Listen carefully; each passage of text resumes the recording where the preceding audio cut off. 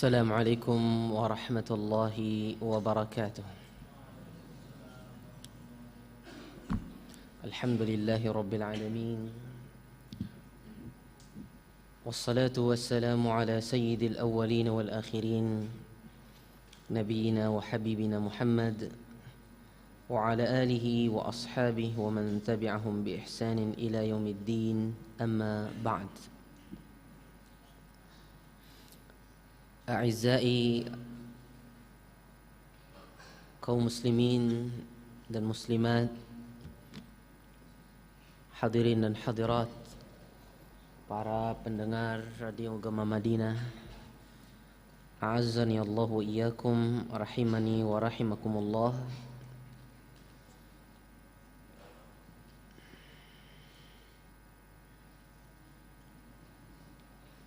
Pada hari ini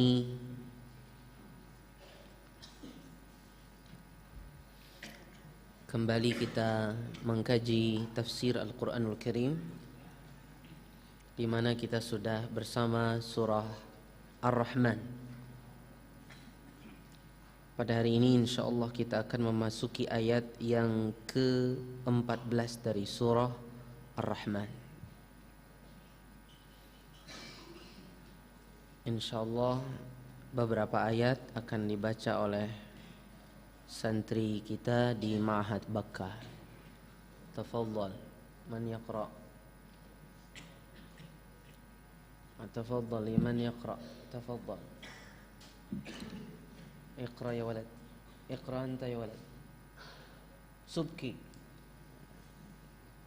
Hada. A'ti hada. Dari ayat ke-14. A'udzu billah.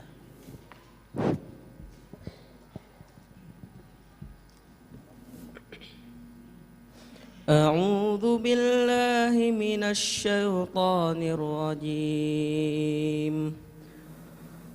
Khalaqal insana min salsalin kal fakhar. وخلق الجن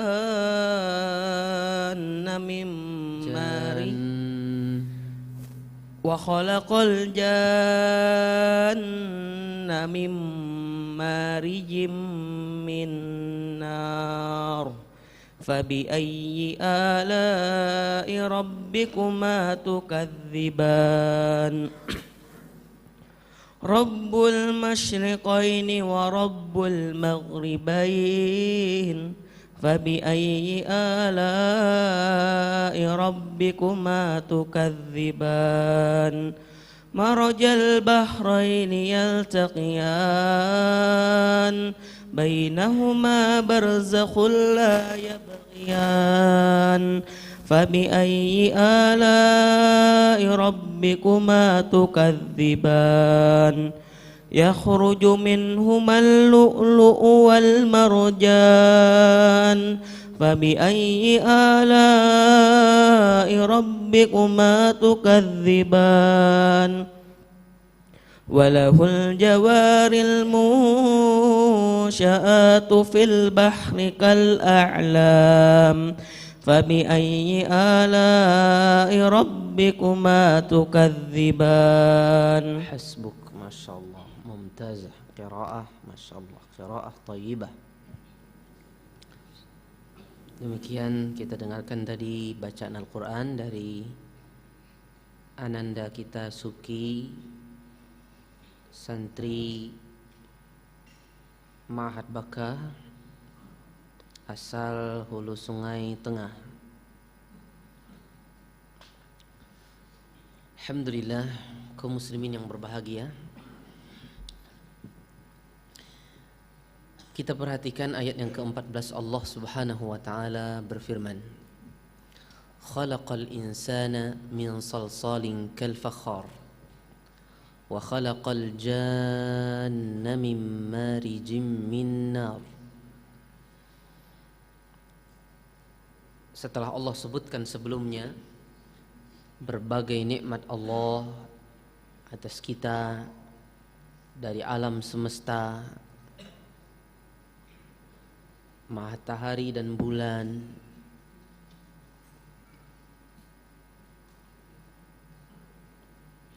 bintang, pohon, dan lain-lain sebagainya, raihan dan juga biji-bijian.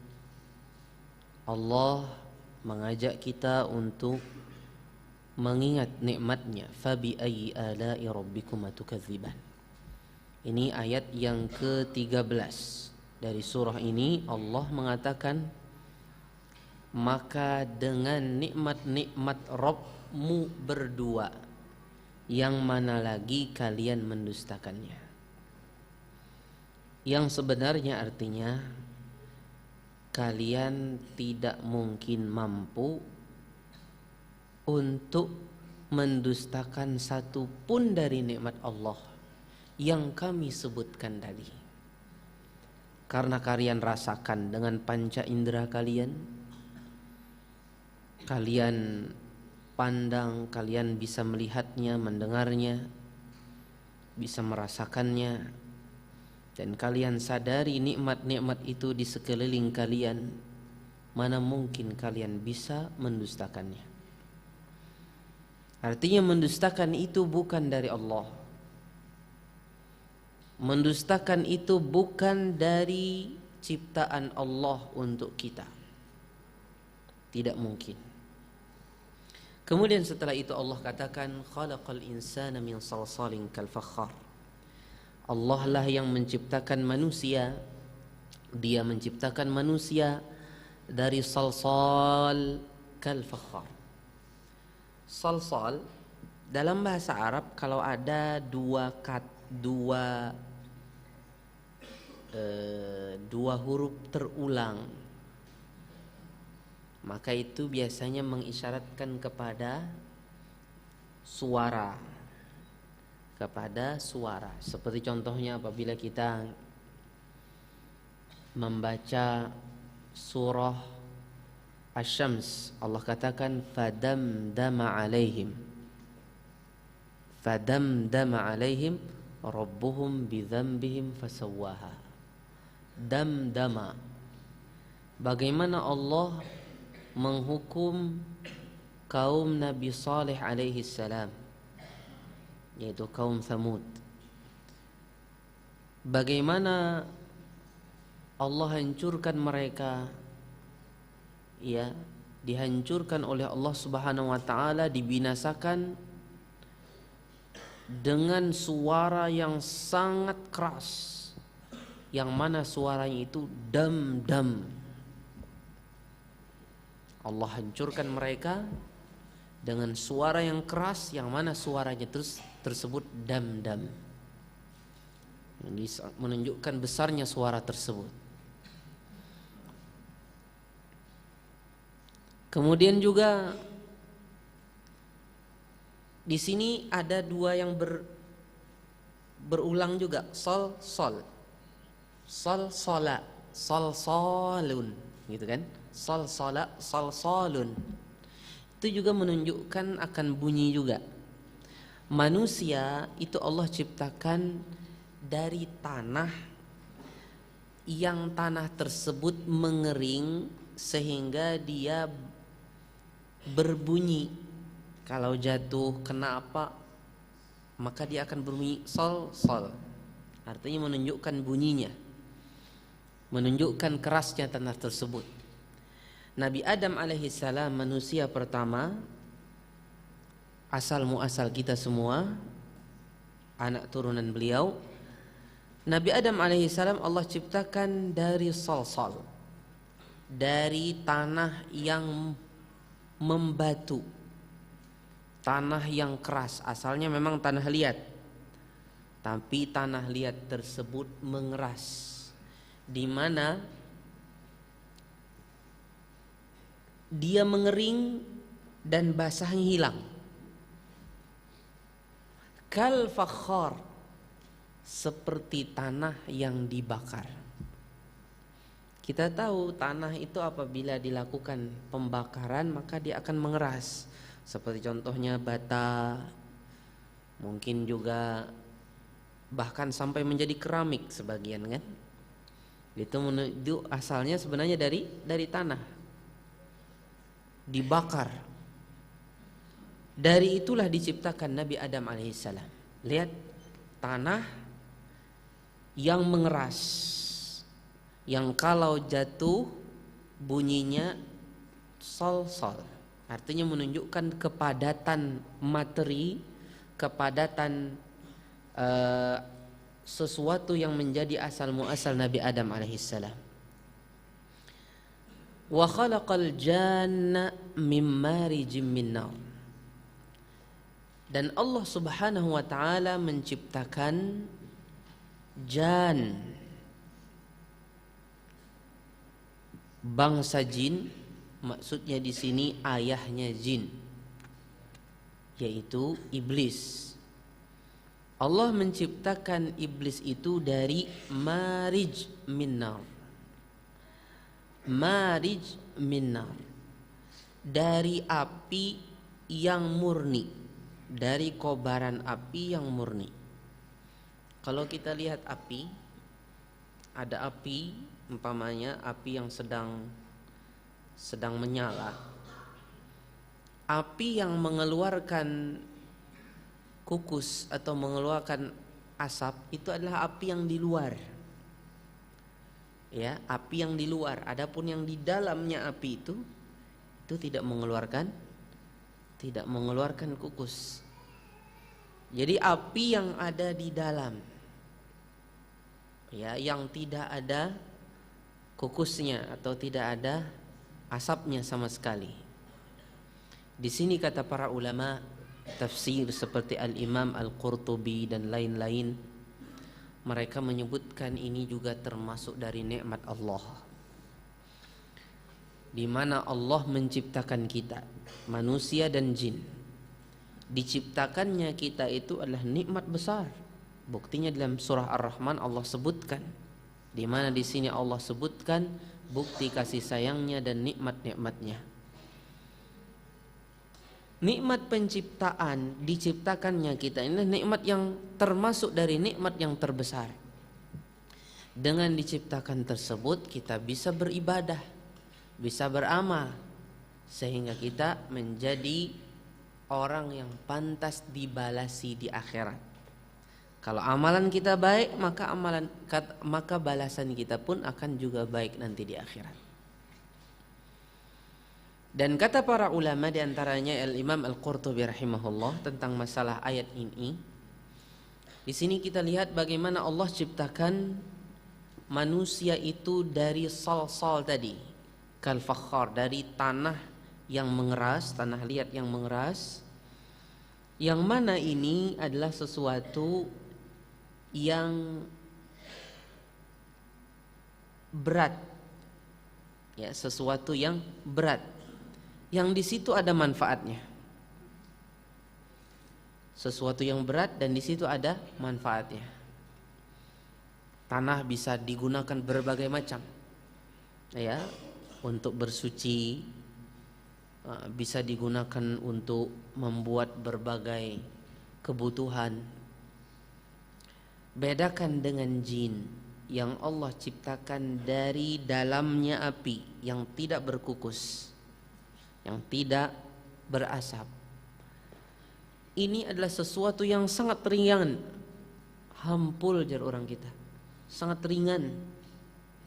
Dan selain ringan juga di sana ada kemadaratan. Api itu bisa memadaratkan. Di sana ada kemadaratan. Jadi selain dia ringan, dia juga bisa merusak. Tanah dia berat. Allah muliakan manusia atas jin. Allah muliakan manusia atas jin dengan asal usulnya pun Allah Subhanahu wa taala bedakan. Rasulullah SAW pernah bersabda dalam suatu hadis riwayat Muslim, khuliqatil malaikatu min nur wa khuliqal jannu min marij min nar wa khuliqa Adam mimma wusifa lakum. malaikat diciptakan dari cahaya, bangsa jin diciptakan dari api yang tadi tidak berasap, dan Adam diciptakan dari apa yang kalian disifati dengannya. Dengan ini kita disuruh untuk mensyukuri nikmat diciptakannya kita. Allah katakan setelah itu, fabi ayyi ala'i rabbikuma tukadziban. Artinya, dengan nikmat apa lagi kalian bisa dustakan, wahai jin dan manusia? Artinya kalian tidak mungkin bisa mendustakan nikmat Allah. Memang Allah lah yang menciptakan kalian. Makanya Allah katakan dalam surah At-Tur ayat 35, am khuliqu min ghairi syai'in am humul khaliqun. Apakah mereka diciptakan dari sesuatu yang tidak ada? Artinya tidak ada asal-usulnya mereka. Am humul khaliqun, atau kalau itu kalian dustakan, kalian sendirikah yang menciptakan diri kalian? Allah ingin mengajak kita berpikir tentang nikmat diciptakannya kita agar kita mensyukuri hal tersebut dengan mengesahkan Allah Subhanahu wa taala. Setelah ini Allah katakan Rabbul Masyriqaini wa Rabbul Maghribain. Rabbul Masyriqaini wa Rabbul Maghribain. Dialah Allah, Rabb artinya pencipta, pengatur dan penguasa atau pemilik. Dialah pencipta, pengatur dan penguasa al-masyriqaini, dan pencipta, penguasa dan pengatur al-maghribain. Dua masyrik dan dua maghrib. Apa maksudnya dua masyrik dan dua maghrib? Dua masyrik, dua maghrib maksudnya dua tempat. Dua masyrik artinya dua tempat terbitnya matahari. Maghribain artinya dua tempat terbenamnya matahari. Maksudnya gimana? Maksudnya matahari itu terbit dan tenggelam, terbit dan terbenam pada musim dingin dan musim panas itu di tempat yang berbeda. Dia di tempat yang berbeda. Kalau kita di sini kan berada di daerah yang tidak mengenal musim panas dan musim dingin ya. Tapi kalau kita di Arab Saudi, maka kita merasakan ada musim panas, ada musim dingin. Itu sebenarnya tempat terbitnya matahari dan tempat terbenamnya matahari kalau musim dingin dan musim panas itu berbeda. Jadi tempat terbenamnya matahari pada musim panas di sini, pada musim dingin di sini agak beda. Makanya waktunya pun juga berbeda. Kalau sudah musim dingin biasanya malamnya sampai 14 jam, siangnya 10 jam. Kalau musim panas biasanya siangnya bisa sampai 14 jam, malamnya bisa hanya 10 jam. Ikhwati a'izai rahimani wa rahimakumullah. Ayat ini mungkin ada yang beberapa yang mirip di Al-Quran. Kita temui contohnya di dalam surah yang lain. Dalam surah Al-Ma'arij ayat 40 Allah katakan fala uqsimu birabbil masyariqi wal magharib. Kata Allah, sungguh aku bersumpah demi Rabb masyariq dan magharib. Masyariq di sini jamak dia. Tempat-tempat apa? Tempat-tempat terbenamnya apa? Tempat-tempat terbitnya matahari dan tempat-tempat terbenamnya matahari. Ini tentunya yang dimaksud di sini adalah tempat-tempat terbit dan terbenamnya matahari yang berbeda-beda setiap hari. Pasti ada saja perbedaan. Ya, ada perbedaan tidak seperti yang kemarin, besok ada lagi, ada perbedaan sedikit dan sedikit. Kita juga ketemui di dalam ayat yang lain dengan kata singular, Rabbul Masyriqi wal Maghribi, mufrad ini. Dialah Rabb timur dan barat. Jadi di sini Masyriq dan Maghrib ditafsirkan dengan arah, bukan dengan tempat terbenam atau tempat terbitnya matahari, bukan. Kalau kita dapati Rabbul Masyriqi wal Maghribi la ilaha illa huwa fattakhidhu wakila. Jadi kalau dia mufrad maksudnya dia arah. Masyriq artinya arah timur, Maghrib artinya arah barat. Ikhwati a'izza'i rahimani wa rahimakumullah. Mengapa di dalam surah ini Allah datangkan masyriqaini dan maghribain, dua, ya, tathniyah. Dalam bahasa Arab tathniyah. Kenapa tidak seperti yang di dalam tadi ada Rabbul Masyariqi wa Rabbul Maghrib dengan plural jamak, atau dengan satu saja dengan mufrad, dengan kata singular? Mengapa Allah datangkan dengan dua? Karena surah Ar-Rahman ini Allah identikkan dari awal sampai akhir berpasang-pasangan. Allah identikkan surah Ar-Rahman ini dari awal sampai akhir dengan berpasang-pasangan. Ar-Rahman 'allamal Qur'an, khalaqal insan, 'allamahul bayan. Asy-syamsu wal qamaru bihusban, wan najmu wasyajaru yasjudan, was samaa'a rafa'aha wa wada'al mizan. Ya, was samaa'a wada'aha wa as-samaa'a rafa'aha wa wada'al mizan. Terus apa? Alla tatghaw fil mizan wa aqimul wazna bil qisti wa la tukhsirul mizan. Habis itu wal arda wada'aha lil anam. Langit dan bumi. Fiha fakihatun wan nakhlu dzatul akmam wal habbu dzul asfi war raihan. Ya, dua Allah pasang-pasangkan. Begitu pula jin dan manusia. Sampai Allah mengajak berbicara pun dua bangsa, jin dan manusia. Fabi ayyi ala'i rabbikuma tukadziban. Allah Subhanahu wa taala katakan di sini Rabbul Masyriqaini wa Rabbul Maghribain. Apa sisi nikmatnya dari tempat terbit dan tempat terbenamnya matahari yang berbeda-beda itu pada musim panas dan musim dingin? Ingat, dari musim dingin dan musim panas ada lagi anaknya, musim gugur dan musim semi. Karena dengan kondisi seperti itu, maka manusia akan merasakan cuaca dan suhu yang berbeda. Ada dinginnya, ada panasnya, ada sedangnya. Dan itu nikmat bagi mereka. Nikmat merasakan ini, ada kelebihannya, ini juga ada kelebihannya, ada juga yang pertengahan di antara keduanya. Dan juga akan membuat mereka terpikir untuk bagaimana mensiasati supaya pada waktu musim ini saya bisa lebih tenang dengan pakaian yang khusus pada musim dingin, musim panas lain lagi.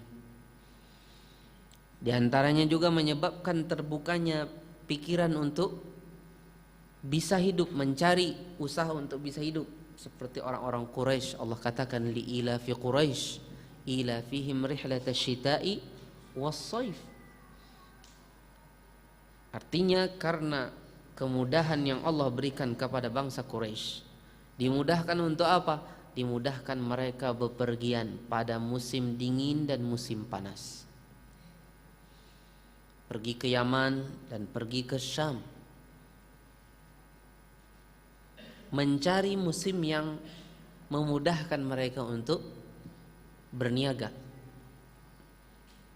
sehingga mereka terbukalah jalur-jalur perdagangan dan perniagaan. Ikhwati a'izzai rahimani wa rahimakumullah. Banyak lagi dari nikmat-nikmat yang Allah bagikan pada dua musim dan musim-musim yang lain itu. Seperti hewan-hewan, ada yang ada pada musim ini, pada musim panas tidak ada. Tapi di musim panas ada lagi hewan khusus yang itu bisa dicari oleh manusia pada musim-musim tersebut. Subhanallah, ini nikmat dari Allah. Kemudian Allah katakan, "Fabi ayyi ala'i rabbikuma tukadziban?" Maka ya, adakah nikmat Allah yang kalian bisa dustakan? Kemudian setelah itu Allah katakan, marajal bahraini yaltaqiyan. Maraja artinya apa? Allah Subhanahu wa taala jalankan. Allah jalankan al-bahrain, dua laut. Dua laut di sini maksudnya adalah laut yang tawar seperti sungai, mata air, sumur, telaga. Kemudian laut yang asin, itu seperti lautan, seperti samudra. Ini laut yang besar ya. Allah jalankan semuanya itu. Allah lah yang menjalankan arusnya, kedua-duanya, baik laut yang tawar atau laut yang asin. Jadi dibahasakan semua itu laut. Allah Subhanahu wa taala katakan dalam surah Al-Furqan ayat 53, "Wa huwa alladzi marajal bahraini hadza 'adzbun furat wa hadza milhun ujaj wa ja'ala bainahuma barzakhan wa hijran mahjura." Dan dialah Allah yang menjalankan dua laut tadi. Ini tawarnya Sungai Efrat. Sungai Efrat itu di mana? Di Irak. Irak ya. Wa hadza milhun ujaj. Yang ini laut yang asin. Wa ja'ala bainahuma barzakhan wa hijran mahjura. Dan Allah jadikan di antara keduanya pembatas yang dengannya kedua-duanya tidak akan bertemu. Artinya tidak akan tercampur. Allah katakan di sini marajal bahraini. Allah lah yang menjalankan dua laut, laut tawar dan laut asin. Yaltaqiyan. Yaltaqiyan ini ditafsirkan oleh banyak ulama artinya kedua-duanya bertemu. Kedua-duanya bertemu. Pada sebagian riwayat, pada sebagian tafsir ada yang membahasakan yatajawaran. Yaltaqiyan artinya bersamping-sampingan. Yatajawaran, yaltaqiyan tadi ada yang mengatakan bertemu, ada juga yang mengatakan dia bersamping-sampingan. Ya, bersamping-sampingan itu artinya bisa jadi bertemu langsung atau ada yang membatasi di antara keduanya.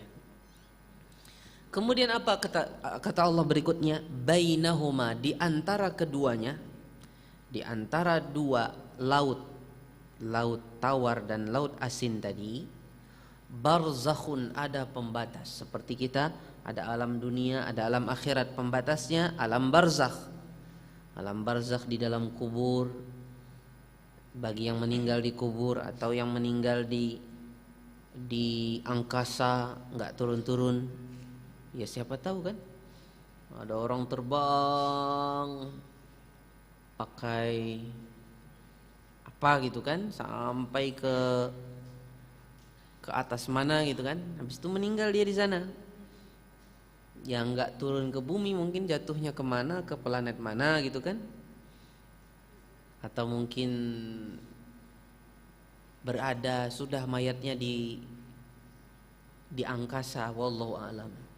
Atau mungkin ada yang meninggal di dalam laut. Ya, yang di Danau Toba kemarin ada yang meninggal juga. Itu juga alam barzakhnya walaupun mereka tidak dikubur. Marajal bahraini yaltaqiyani bainahuma barzakhun. Di antara keduanya ada barzakhnya, ada pembatas. Ya. Bainahuma barzakhun la yabghiyan. La yabghiyan artinya dia tidak akan melewatinya. Bisa diartikan kedua-duanya tidak akan tercampur. Bisa diartikan kedua-duanya, dua laut ini akan dihalangi dengan suatu pembatas yang dengan pembatas tersebut dia tidak mungkin tercampur. Atau mungkin ada pembatas di antara keduanya berupa tanah, yang mana air itu tidak akan melewati tanah itu untuk bercampur. Seperti yang dikatakan oleh Syekh Muhammad Al-Amin Asy-Syanqiti, kata beliau, aku pernah datang ke salah satu sungai besar di Senegal. Itu dekat dengan, itu bertemu langsung dengan Samudra Atlantik ya, ada ya, Samudra Atlantik. Di sana ada kota San Luis. San Luis. Di situ kata beliau kami dapati antara sungai dengan laut ya, Samudra Atlantik tadi dia bertemu, kemudian di tengah-tengahnya ada air yang beda. Jadi dibatasi dengan air yang beda itu. Air itu bukan air tawar, ya, bukan juga air laut, bukan air sungai, bukan air laut, tapi dia pembatas di antara keduanya. Kemudian ada salah seorang dari kami, kata beliau, yang turun. Dia mencicipi antara keduanya. Subhanallah. Dia cicipi kanannya asin, yang di kiri tawar. Maksudnya yang laut itu asin, yang sungai itu tawar. Subhanallah. Tidak bercampur mereka. Kedua-duanya tidak bercampur. Atau bisa jadi dua air tersebut bersampingan tapi dipisahkan dengan sedikit tanah. Mungkin tanahnya cuman 1 meter, tapi sama-sama kedua-duanya tidak menembus tanah itu untuk berkumpul. Dan ini langsung saya pernah lihat langsung ketika saya pergi ke daerah di Sulawesi Tenggara. Nama daerahnya Maborense. Di Maborense tersebut, Maborense itu terkenal dengan daerah 1000 gua. Jadi di mana-mana gua mata air ya, gua mata air. Nah itu pernah saya lihat ada air, mata air, kemudian tanah sedikit, ya tanah sedikit, tanahnya tuh agak keras juga, tanah yang membatu ya. Di sampingnya laut. Di sampingnya laut. Jadi tanah dengan laut itu hampir sejajar tingginya. Tapi tidak bercampur, padahal sangat dekat. Dibatasi dengan tanah sedikit, paling cuma 1 meter. Atau mungkin sebagiannya ada yang kurang, tapi tidak ada yang menembus sama sekali. Di sini kita cicipi asin, di sini tawar. Subhanallah. Jadi dibatasi dengan tanah tersebut. Jadi bainahuma barzakhul la yabghiyan. Barzakh di sini bisa berupa air tertentu yang membatasinya, atau mungkin tanah yang membatasinya, yang mana dia tidak mungkin melewati barzakh tadi. La yabghiyan, tidak ada yang saling memasuki yang lain. Allahu Akbar. Ini kuasa Allah Subhanahu wa taala. Ikhwati a'izai rahimakumuni wa rahimakumullah. Dan ini nikmat Allah Subhanahu wa taala kepada kita, di mana kedua-duanya, air tawar dan air asin, air laut, itu dua-duanya bermanfaat buat kita. Air tawar untuk kita minum, untuk kita memberi minum hewan-hewan ternak dan tanaman-tanaman kita, dan luar biasa banyak sekali manfaatnya. Kemudian air laut juga banyak bermanfaat untuk contohnya proses kehancuran bangkai mungkin, atau mungkin juga diantaranya apa, berjalannya kapal-kapal di atasnya untuk kemaslahatan manusia, dan di dalamnya hidup hewan-hewan yang tidak bisa hidup di sungai. Hewan-hewan yang tidak bisa hidup di sungai. Dan banyak lagi yang akan kita dengarkan setelah ini, beberapa manfaat dari sungai-sungai dari laut tersebut, baik laut yang tawar atau laut yang asin. Maka oleh karena itu Allah pun mengatakan fabi ayyi ala'i rabbikuma tukadziban. Maka dengan nikmat Rabb kalian wahai jin dan manusia, yang mana lagi yang kalian dustakan. Kemudian Allah mengatakan yakhruju minhumal lu'lu'u wal marjan. Pada sebagian qiraat dibaca yukhraju minhumal lu'lu'u wal marjan. Yakhruju artinya keluar, yukhraju artinya dikeluarkan. Ya, pada riwayat yang kita baca, ya, yang kita pahami dan kita pelajari, itu riwayat Hafs, itu dibaca yakhruju minhuma, keluar dari keduanya, lu'lu. Al-lu'lu mutiara dan marjan. Mutiara dan marjan, lu'lu dan marjan ini dia didapatkan dari laut. Padahal sebenarnya asalnya dia adalah hewan yang hidup sebenarnya kan. Kemudian setelah hidup, kemudian terjadi suatu proses, akhirnya dia bisa menjadi suatu perhiasan. Allahu Akbar. Yang ini juga mengundang ketakjuban kita akan kuasa Allah Subhanahu wa taala, bagaimana hewan laut, ya, yang sebenarnya dia hidup, Allah jadikan dia bisa menjadi mutiara yang indah dipakai oleh kaum wanita khususnya, yang mungkin juga dipakai pada sebagian laki-laki pada hal-hal yang tidak berlebihan tentunya. Yakhruju minhuma, keluar dari kedua-duanya, al-lu'lu' wal marjan, mutiara dan marjan. Ikhwati a'izzai rahimani wa rahimakumullah, ketika dikatakan yakhruju minhuma, dari keduanya, keluar dari keduanya, ini kembali kepada dua laut tadi, laut tawar dan laut asin. Masa mutiara bisa didapat dari sungai? Bukankah yang kita ketahui mutiara itu dari laut? Mayoritas ahli tafsir mengatakan mutiara yang bisa digunakan sebagai perhiasan itu hanya dikeluarkan dari laut. Dari laut, bukan dari sungai. Itu menurut kebanyakan ahli tafsir. Ya. Sehingga Imam Ibnu Katsir ketika mentakwil ayat atau menafsirkan ayat yakhruju minhumal lu'lu' wal marjan, keluar dari keduanya lu'lu' dan marjan, kata beliau minhuma, dari keduanya, maksudnya dari gabungan keduanya. Entah cuman dari laut, tidak dari sungai, atau dari sungai saja, tidak dari laut, tapi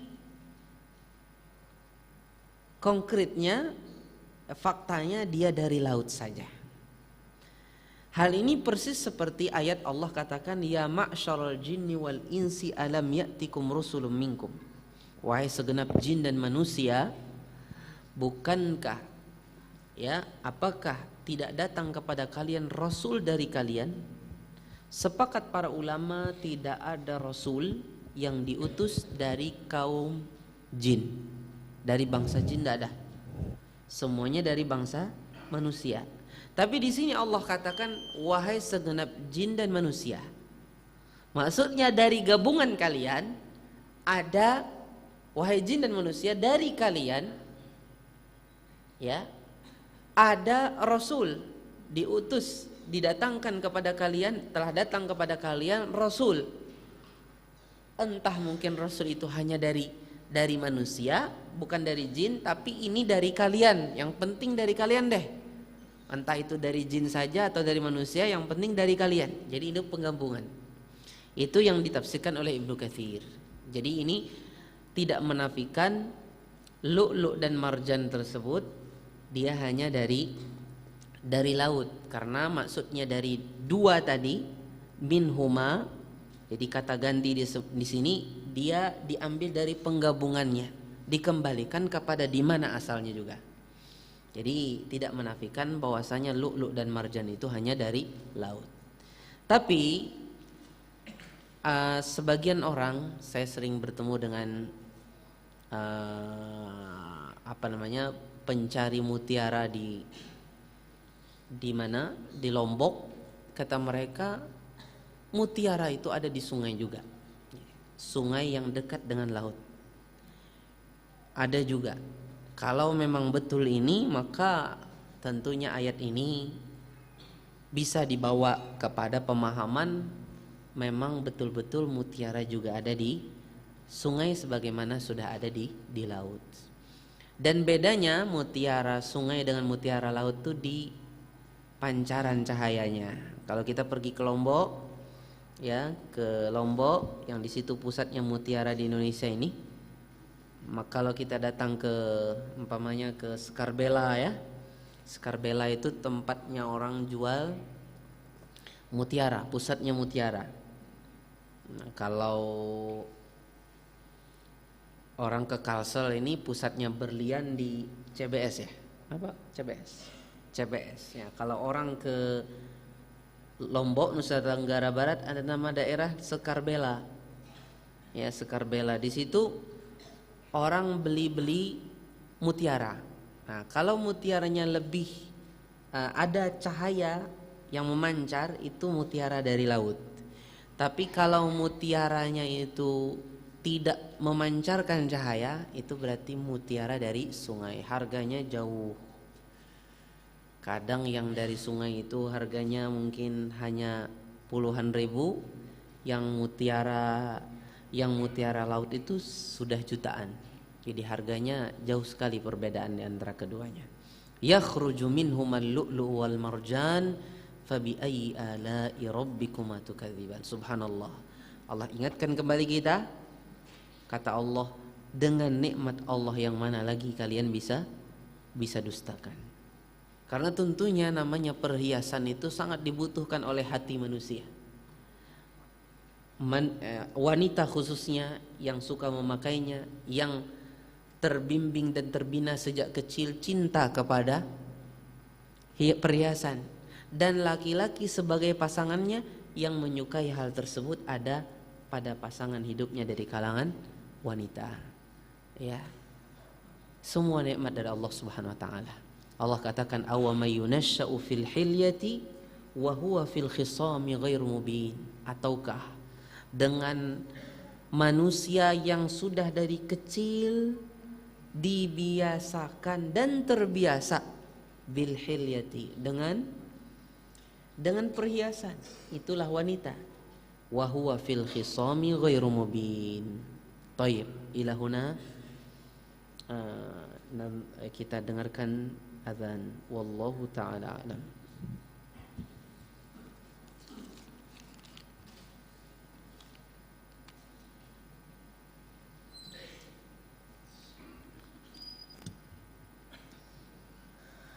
Allahu akbar,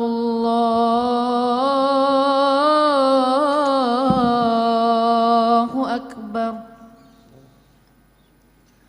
Allahu akbar, Allahu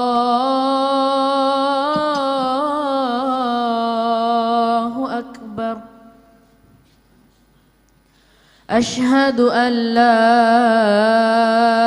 إله إلا الله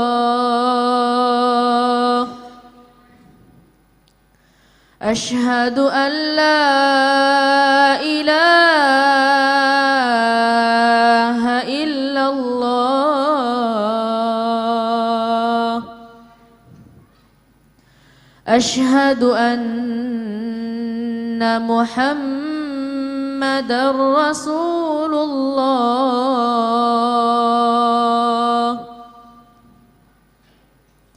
أشهد أن محمدا رسول الله حي على الصلاة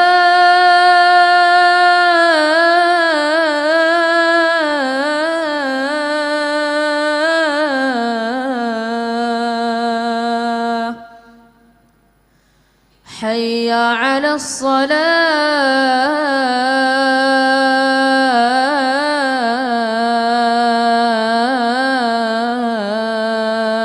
الصلاة حي على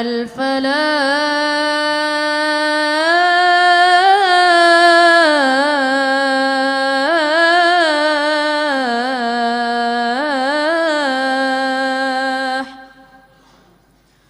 حي على الفلاح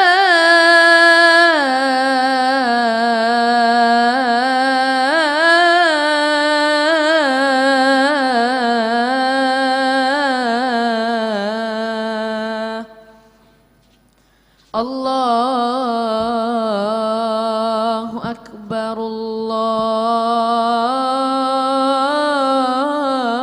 الله أكبر لا إله إلا الله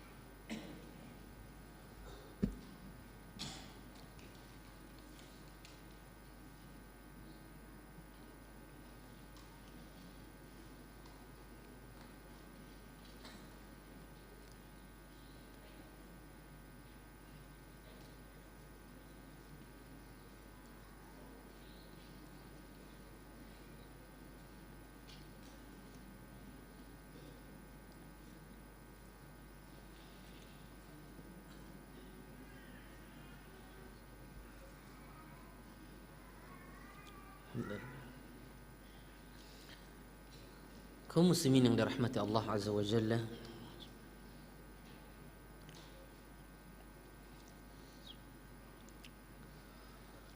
tadi kita dengarkan ayat Allah, yakhruju minhumal lu'lu'u wal marjan, keluar dari keduanya, yaitu keluar disebabkan karena keluar dari keduanya, maksudnya dari laut tadi, laut tawar dan laut yang asin tadi, al-lu'lu' dan marjan. Dan proses dari terjadinya atau terciptanya oleh Allah Subhanahu wa taala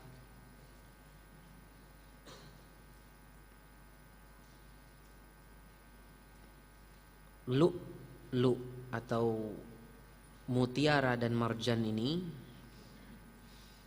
ini luar biasa sekali melalui proses yang akhirnya terjadi. Lu'lu dan marjan itu sesuatu yang berbeda. Lu'lu itu bahasa lainnya juga adalah dur atau durrah, mutiara artinya, yang kebanyakannya berwarna putih ya. Ada warna-warna yang lain, tapi kebanyakannya berwarna putih. Adapun marjan itu kebanyakan para ulama mengatakan dia itu sejenis itu juga, mirip, yaitu dari hewan laut juga yang akhirnya berubah menjadi sesuatu yang keras, tapi berwarna merah, warnanya merah. Ada juga yang mengatakan marjan itu adalah mutiara yang kecil. Adapun lu'lu adalah mutiara yang besar. Ya.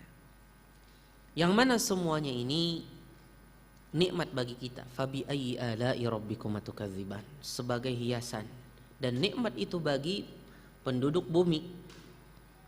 Allah berikan kepada mereka nikmat tersebut, dengannya mereka bertransaksi jual beli karena dia adalah sesuatu yang berharga. Kemudian dijadikan sebagai penghias di dalam diri mereka, pada pakaian mereka, ya. Dinikmati dengan dilihat. Ini nikmat dari Allah Subhanahu wa taala. Fabi ayyi ala'i rabbikuma tukadziban. Dari laut, ya, Allah jadikan dari dasarnya, dari bawahnya sesuatu yang bisa dijadikan sebagai hiasan bagi manusia. Maha suci Allah Subhanahu wa taala dengan segala ciptaannya. Kemudian Allah kembali mengatakan walahul jawaril munsya'at fil bahri kal a'lam. Walahul jawar. Al-jawar jamak al-jariyah. Dan pada laut tersebut dan baginya, ya, walahu azza wajal, milik Allah Subhanahu wa taala yang memiliki, artinya yang mengatur as-sufun al-jariyah. Al-jawar artinya kapal-kapal layar, ya, kapal-kapal layar yang biasanya sangat mengandalkan kepada angin. Kemana angin mereka ingin menuju ke suatu tempat, maka mereka menunggu angin. Oh, anginnya sedang ke arah yang kita tuju, maka mereka berjalan. Kalau tidak, maka mereka berhenti dulu. Ini kapal-kapal layar yang biasanya ada kainnya yang besar, yang kalau kain tersebut terkena angin maka akan menggerakkan layarnya itu terkena angin, maka layar tersebut akan membawa ke arah kemana angin itu menuju. Walahul jawar al-munsyaat, pada qiraat Hamzah al-munsyiat, ya, kebacaan al-Baqun membacanya al-munsyaat seperti riwayat Hafs yang kita baca. Walahul jawar al-munsyaat. Al-munsyaat itu artinya yang diangkat layarnya tadi, diangkat atau ditinggikan, dibentangkan di atas kainnya yang besar tadi, ya, oleh para orang-orang yang memasukinya atau orang yang membuat kapal tersebut. Walahul jawar al-munsyaat. Al-munsyaat yani artinya yang al-marfu'atu syara', yang diangkat layar-layarnya tadi atau kain-kain yang nanti untuk mengarahkan angin, ya, untuk menghalangi angin, kemudian nanti bisa mengarahkan kepada arah yang diinginkan. Walahul jawar al munsha'at fil bahr, di mana fil bahr, di laut, kal a'lam. Subhanallah, dia ini saking besarnya dari jauh kapal-kapal tersebut sehingga dia seperti alam. Alam di sini, al-a'lam di sini maksudnya adalah jibal, seperti gunung. Ya, ini menunjukkan bahwa bagaimana kapal-kapal yang besar dari kejauhan, saking besarnya layarnya tersebut seolah-olah dia seperti gunung padahal dia bukan gunung. Siapa yang menggerakkan kapal ini, ya, dengan angin yang dia takdirkan menghembus? Siapa kalau bukan Allah Subhanahu wa taala, demi kemaslahatan manusia. Para nelayan, ya, mereka berlayar dengan kapal-kapal tersebut. Dan kita Indonesia ini juga, moyang-moyang kita dulu adalah para pelayar juga, khususnya orang-orang yang berasal dari Sulawesi, ya. Ya. Kakekku adalah seorang pelaut, gitu kan. Karena mereka terkenal dengan kehidupannya yang ada di laut, dan turun-temurun itu sampai detik ini. Kita di Kota Baru, di Batu Licin, ya, di Pagatan, kita temui anak cucunya itu masih membawa kebiasaan dari moyang-moyangnya yang berlaut, mencari ikan. Bahkan ada yang sudah menjadi bos ikan bahkan. Subhanallah. Kemudian bahkan ada yang sampai keluar daerah dulu, mereka keluar dari Nusantara ini untuk berlayar, moyang-moyang kita terdahulu. Dimudahkan oleh Allah Subhanahu wa taala. Walahul jawar al munsha'at fil bahri kal a'lam. Itu semua nikmat yang besar dari Allah Subhanahu wa taala demi kemaslahatan manusia, demi kehidupan mereka. Dengannya mereka bisa berpindah-pindah dari satu tempat ke tempat yang lain. Dengannya mereka bisa bisa mengirim-ngirim barang mereka. Dulu ketika belum ada pesawat, bagaimana orang mengirimkan barang? Ya lewat laut, kan? Lewat laut. Ya, tidak ada jalan lagi kecuali lewat laut, lewat kapal-kapal. Wallahu ta'ala alam. Inilah sebagian dari ayat yang bisa kita bahas pada malam hari ini. Kemudian setelah ini Allah tutup dengan fabi ayyi ala'i rabbikuma tukadziban. Artinya kalian tidak mungkin bisa mendustakan satu pun dari nikmatku, kata Allah Subhanahu wa taala. Satu pun dari nikmat Rabb kalian. Wallahu ta'ala alam.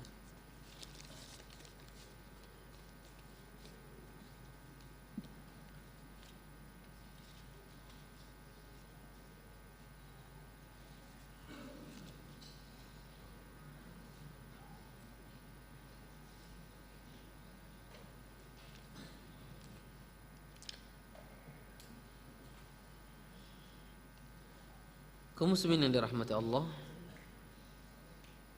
ada pertanyaan yang masuk.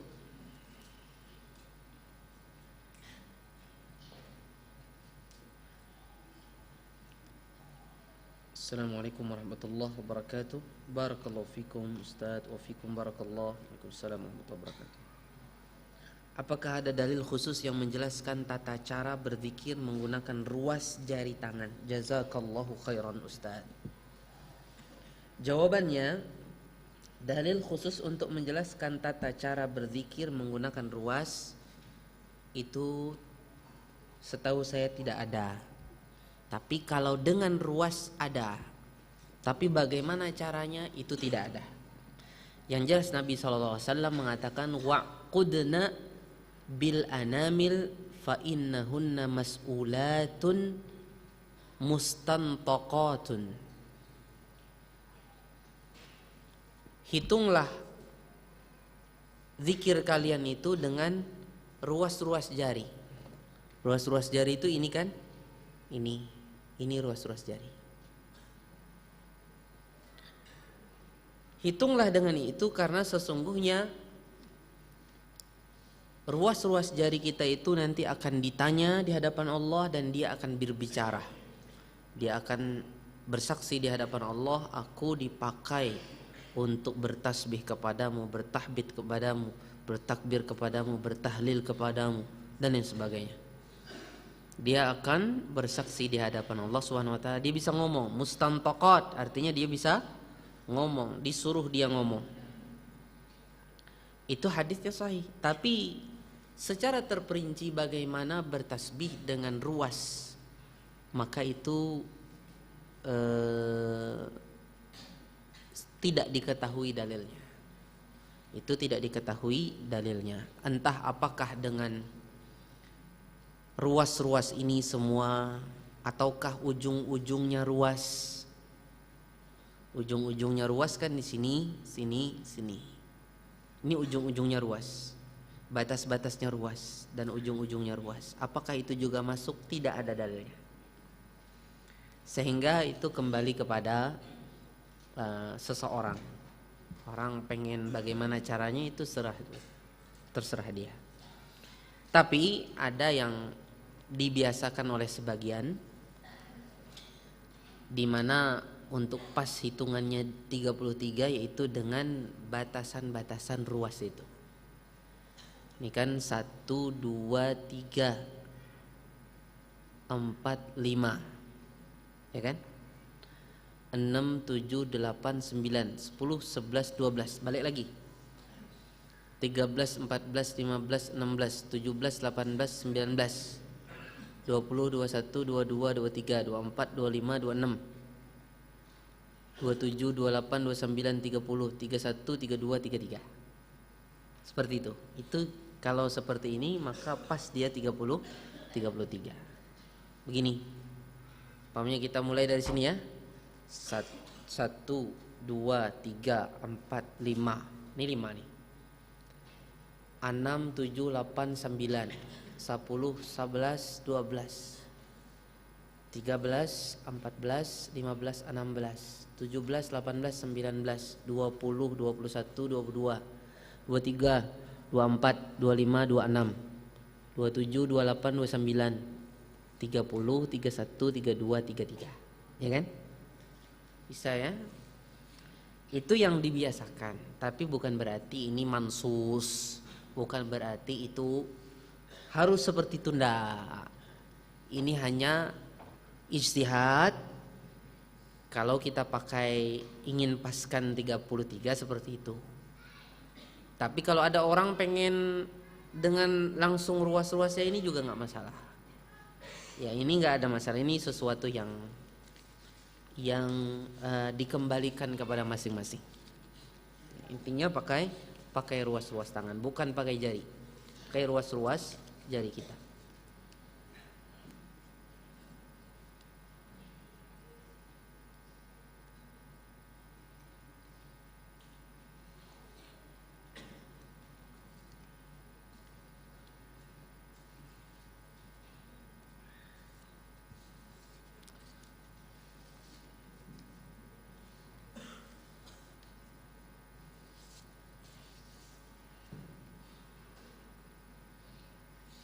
Assalamualaikum Ustaz, apa hukumnya jika jidat tertutup dengan peci atau sorban ketika sujud? Syukran. Waalaikumsalam warahmatullahi wabarakatuh. Jawabannya sah sujudnya, sah solatnya. Ya, sah sujudnya dan sah solatnya. Karena seseorang itu sebenarnya dia sujud dengan jidatnya. Dia sujud dengan jidatnya, walaupun tertutup. Ya, tapi tetap saja dia sebenarnya sujud dengan jidatnya. Ya, intinya dalam kondisi seperti ini, ya pendapat yang rajih dia sah salatnya, karena dia tidak jadikan itu sebagai tujuan untuk menghalangi, enggak. Itu kan pakaiannya dia. Dia sujud dengan apa? Dengan jidat dia. Dan peci atau sorban itu walaupun itu menghalangi kulitnya langsung tersentuh, tapi sebenarnya Yang penting bagian jidatnya itu sudah mengarah ke lantai. Wallahu taala a'lam.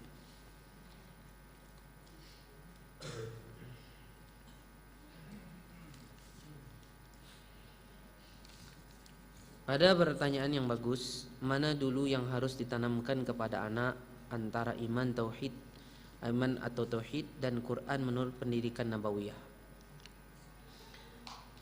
Kalau kita melihat kepada perkataan para sahabat, ya, mereka mengatakan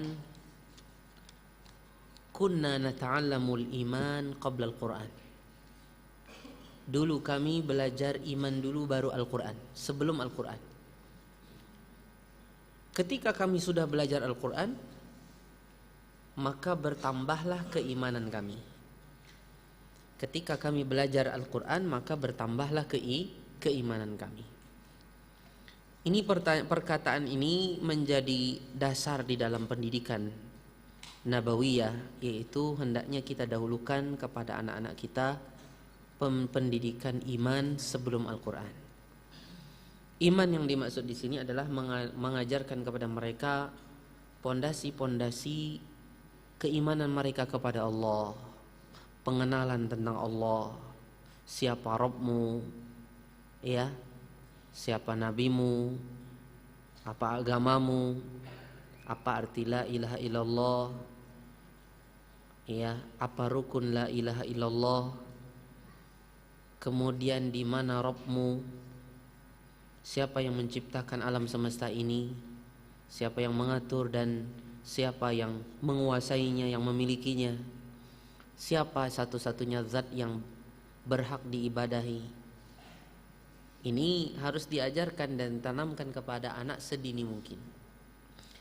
Tapi bukan berarti Al-Quran sama sekali tidak dipelajari pada masa itu.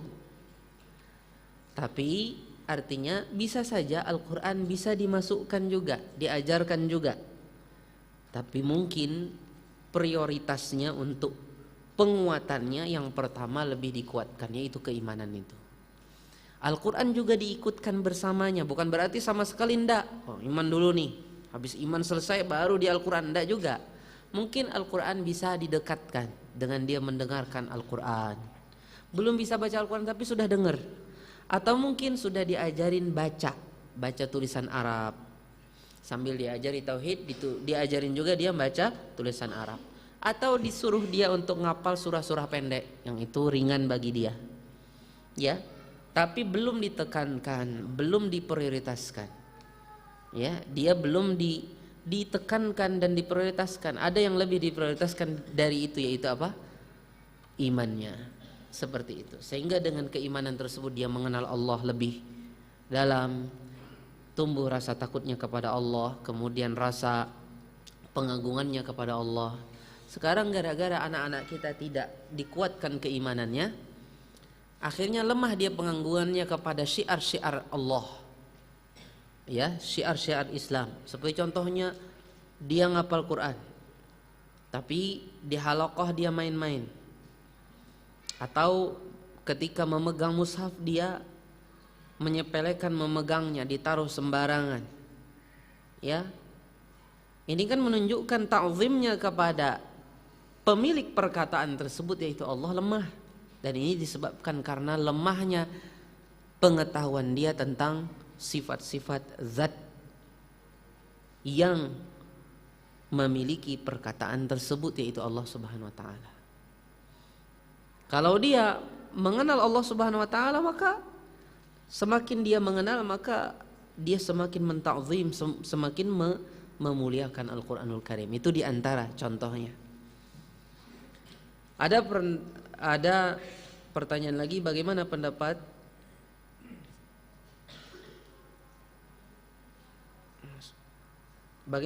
Ustaz tentang para penghafal Al-Quran yang tidak mempunyai keimanan yang kuat dan adab yang karim? Jazakallahu khairan wa barakallahu fiik.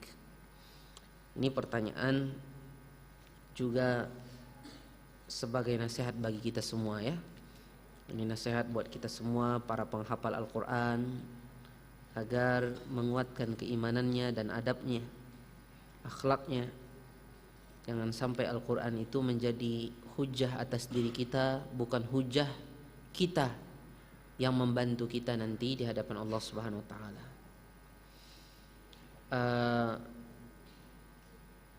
Orang yang menghafal Al-Quran dan tidak mempunyai keimanan yang kuat dan adab yang mulia, ini bisa saja terjadi, bisa terdapat pada mungkin sebagian orang.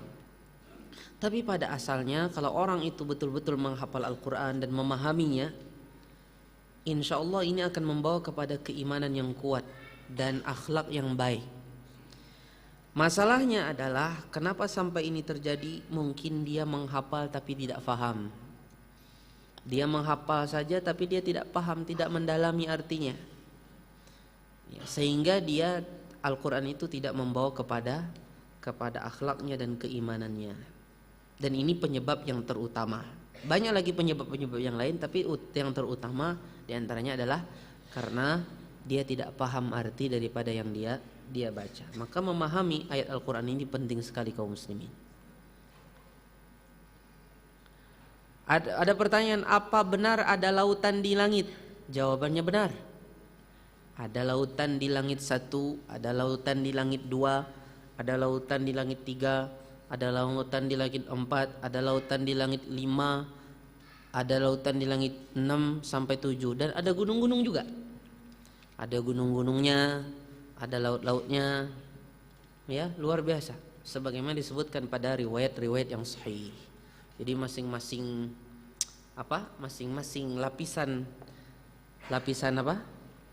lapisan langit itu ada laut, ada gunung-gunungnya juga. Pertanyaan. Assalamualaikum warahmatullahi wabarakatuh. Waalaikumsalam warahmatullahi wabarakatuh. Barakallahu fikum Ustaz. Izin bertanya Ustaz, ana masih bingung mengenai ikhtilat. Ikhtilat itu apa artinya? Campur baur laki-laki dan wanita yang bukan mahram gitu ya. Apakah boleh kita menghadiri sebuah seminar di kampus untuk menuntut ilmu dunia, tetapi di dalamnya ada ikhwan dan akhwat tanpa ada pembatas? Selain itu, apabila nanti rezeki kita menjadi PNS dan di lingkup kerja kita itu ada beberapa akhwat satu ruangan dengan kita, apa yang harus kita lakukan Ustadz? Apakah kita harus berhenti bekerja jadi PNS tadi? Mohon penjelasannya Ustadz, karena ana masih bingung mengenai ikhtilat ini. Jazakallahu khairan. Masya Allah, ini pertanyaan yang luar biasa, bagus sekali penutup kajian kita pada malam hari ini. Pertanyaan ini menunjukkan perhatian saudara kita penanya kepada dari hal-hal yang bisa menjerumuskan dia kepada kubangan maksiat, kepada zina dengan berbagai bentuknya, baik itu zina mata, zina pendengaran, zina hati, zina tangan, dan yang bisa menyebabkan lebih daripada itu lagi, yaitu sampai kepada zina kemaluan. Kaum muslimin yang dirahmati Allah, waliyadzubillah. Ini tentunya perlu kita contoh ke rasa takutnya kepada Allah, kemudian rasa kekhawatiran saudara kita ini hendaknya kita semua miliki. Jadi nggak boleh kita santai-santai. Kita harus punya rasa kekhawatiran seperti teman kita ini. Iya, tidak boleh kita terbiasa yang akhirnya menjadikan itu biasa. Artinya tidak lagi digubris, tidak pernah lagi merasa risih dengan adanya ikhtilat walaupun itu sedikit. Harus ada, dan itu bagian dari keimanan. Kalau seandainya kita sudah tidak risih lagi ada ikhtilat, terus kayak santai-santai aja, itu bisa jadi mengisyaratkan lemahnya iman kita. Waliyadzubillah. Ya. Ada seseorang di hadapan Nabi Muhammad SAW, dia mengatakan, saya nggak enak dengan ini, gimana tuh wahai Rasulullah? Ada sesuatu tidak bagus, hatiku menolaknya. Kata Rasulullah SAW, dzaka sarihul iman, itulah bagian iman yang sangat dalam. Artinya kamu akan rasa ketidakenakan itu pasti ada. Sebaliknya berarti kalau seandainya rasa ketidakenakan itu hilang dari kita, itu bisa jadi pertanda perlunya kita memperbaharui iman kita, dan pertanda iman kita sedang melemah atau menipis kaum muslimin. Bagi saudara kita yang bertanya, maka kita katakan bahwasanya bertakwalah kepada Allah semampu Anda. Fattaqullaha mastata'tum. Memang tuntutan kita belajar di dunia ini, di Indonesia ini, memang menuntut kita ada sebagian yang terjadi ikhtilat, seperti di sekolah-sekolah umum, kuliah-kuliah umum, yang kita juga pada satu sisi memerlukan ilmu tersebut untuk memudahkan kita bekerja, untuk mendalami kesukaan kita dari suatu bidang, ya. Kemudian juga diantaranya untuk mengabulkan keinginan orang tua, dan ini bagian berbakti kepada orang tua. Maka banyak hal-hal yang melatar belakangi kita bisa ingin melakukan hal tersebut, sehingga Anda lakukan. Masuklah Anda ke tempat Anda belajar, tapi bertakwalah semampu Anda. Seperti contohnya, cara semampu-mampunya bertakwa apa?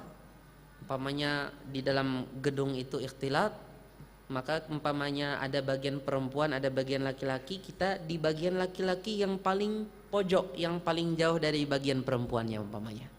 Jadi umpamanya ada 2 soft, ya, soft yang kanan umpamanya atau kiri perempuan, yang kanan umpamanya laki-laki, maka kita berada yang paling jauh daripada tempat perempuan. Kemudian pas masuk ke ruangan umpamanya ada satu pintu, maka kita tunggu sampai tidak ada lagi akhwat tadi yang di masjid, di ruangan tersebut. Atau ketika masuk juga kita juga sudah dalam kondisi aman masuknya. Banyak hal-hal yang insya Allah dengan itu bisa meringankan kondisi kita ketika terjadi ikhtilat tersebut. Ya, minimal kita terus mengingatkan diri kita, jangan sama sekali meremehkan atau meringan-ringankan dosa ikhtilat. Kemudian lagi selain itu juga umpamanya ketika Anda sampai bekerja, memang nanti ada ikhtilat, tapi diusahakan ikhtilat tersebut semampu-mampunya untuk lebih ringan. Seperti contohnya Anda di ruangan yang cukup besar dan luas. Di situ memang ada laki-laki, ada perempuan, tapi mungkin meja-meja kita berdekatan dengan yang laki-laki. Yang perempuan agak ke sana sedikit. Artinya memang ikhtilat tapi bangunannya luas. Dan ketika di ruangan itu pun kita tidak sampai berduaan saja dengan wanita. Usahakan ada teman-teman yang lain juga laki-laki, kalau ada perempuan di situ. Jadi tidak sendiri, sehingga menutup kemungkinan terjadinya prasangka-prasangka buruk terjadi, ya, atau tipu daya syaitan. Jadi kita usahakan ikhtilat itu bisa teringankan. Di antaranya lagi adalah dengan terbukanya pintu, ya, terbukanya jendela, itu mengurangi efek daripada ikhtilat tersebut. Memang itu tidak bisa dipungkiri, tapi hendaknya kita bertakwa kepada Allah semampu mungkin, ikhwati. Jadi kita bertakwa kepada Allah semampu mungkin. Jadi umpamanya kita sudah mendapati di ruangan tidak tersisa kecuali 1 akhwat itu. Kebetulan kita pengen duduk di situ juga. Waduh, ini berduaan saja saya. Untuk menyelamatkan diri antum keluar dari ruangan tersebut sampai akhwat itu keluar, baru antum masuk lagi.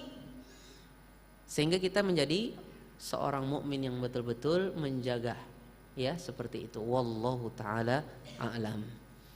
Kadang kan ada juga di dalam ruangan itu yang penting, ada yang nggak penting. Seperti nggak penting contohnya ngobrolnya. Di luar dari kerja itu kan ada ngobrolnya sambil makan-makan, ada ngumpul di satu pojok. Kita tidak ikut itu. Tapi kalau urusan kerja, kita kerja di ruangan itu kan. Tapi kalau sudah nimbrung di satu pojokan untuk makan-makan sambil bercanda, ikhtilat di situ laki-laki perempuan, kita tidak ikut. Untuk kerjanya kita tetap duduk di tempat kita.